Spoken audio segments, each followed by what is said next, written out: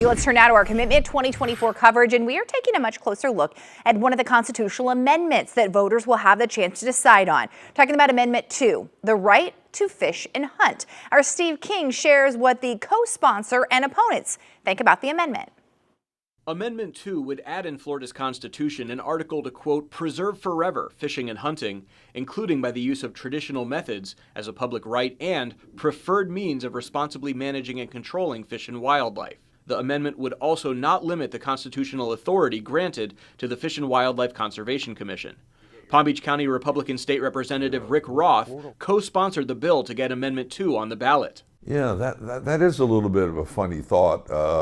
It sounds kind of like saying, oh, you have the right to swim and to breathe, you know? I mean, it's like, what do you mean we need it? We need a constitutional amendment? Roth, an avid hunter and fisherman throughout his life, says the part of the amendment that says making hunting and fishing the, quote, preferred means of responsibly managing and controlling fish and wildlife is key, because he says it ensures hunting and fishing permits fund conservation efforts. That's where we get the extra dollars in the state of Florida to manage the resource. So hunting and fishing licenses not only can manage the population, they also can fund how we manage the population. But that part of the amendment is also raising red flags for opponents of Amendment 2.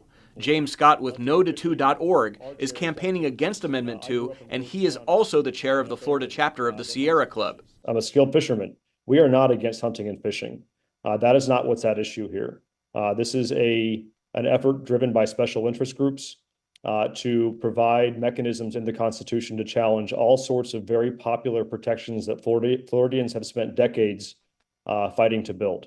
So there is not a need for it. The executive director for Audubon Florida, which supports hunting and fishing, says not only would Amendment 2 be unnecessary because hunting and fishing are already allowed in Florida, she says when it comes to managing and conserving wildlife, hunting and fishing should not be the, quote, preferred means of management. Science should be prescribing what the best course of action is for protecting our fish and wildlife, not preferentially using a recreational activity.